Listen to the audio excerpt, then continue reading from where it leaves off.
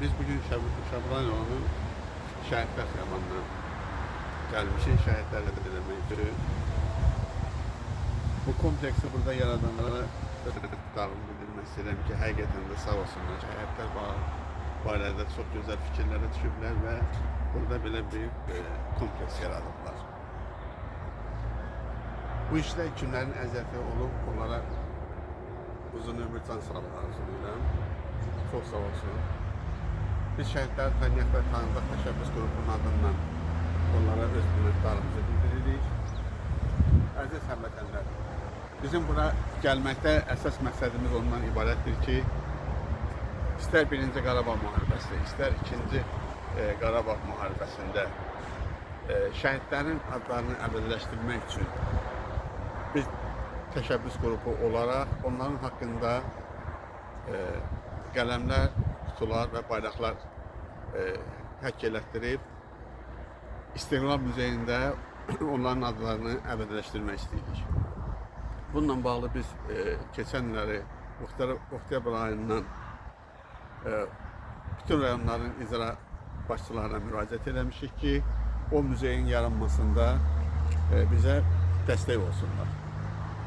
Bizim əsas məqsədimiz ondan ibarətdir ki, o muzeyi yaradaq gələcək nəsillər üçün. Orada həm qələmlərdir, həm kutulardır. Qələm kutu deyəndə siz elə fikirləşməyin ki, yəni adi bir o qələmdir, adi bir qələm deyil. O qələmin içində şəhidin şəkli həkk olunmaqla onun haqqında bilgilər var, yazılıb orada. Harda anadan olub, harda dəfn olunubdur, hansı tərtiblərlə təqdim olunubdur. Bizim fikrimiz budur ki, həmin o qələmləri muzeydə yerləşdirək. O qələmlər çox uzun ömürlüdür, 300 il, 400 il onların ömrü olur. Gələcəkdə 100 ildən sonra, 200 ildən sonra hansı araşdırmacıya, hansısa şəhid barəsində bir məlumat lazım olarsa, gedir həmin muzeydə o şəhid barəsində o qələmi əldə eləyib və onun haqqında bilgiləri öyrənə bilər.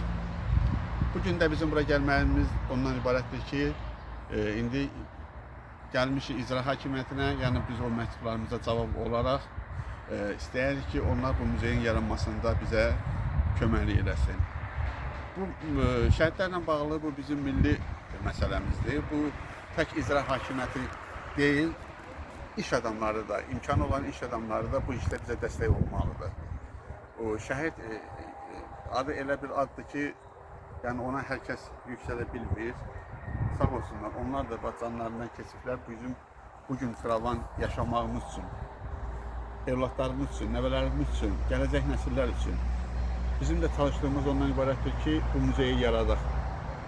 Qoy gələcək nəsillər bilsinlər ki, bax bizim onların belə əmiləri, dayıları, babaları olubdur. Yəni vətənimizin uğrunda bunlar öz canlarından keçiblər.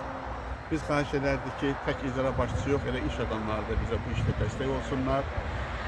Şəhidlər muzeyini yaradaq. Onunla bağlı birbaşa istəyirik ki, hər rayonun icra hakimlərinə şəxsən gedib görüşüb, yəni onlardan öz dəstəyimizi istəyə bilək. Çox sağ olun. Allah cəmi şəhidlərimizə rəhmət eləsin. Bizim fikrimiz odur ki, bütün rayonlara getmək və orada səlahiyyətli insanlarla görüş keçirmək, o muzeyin ərsəyə gəlməsinlə bağlı bizə dəstək olsunlar. Sağ olun.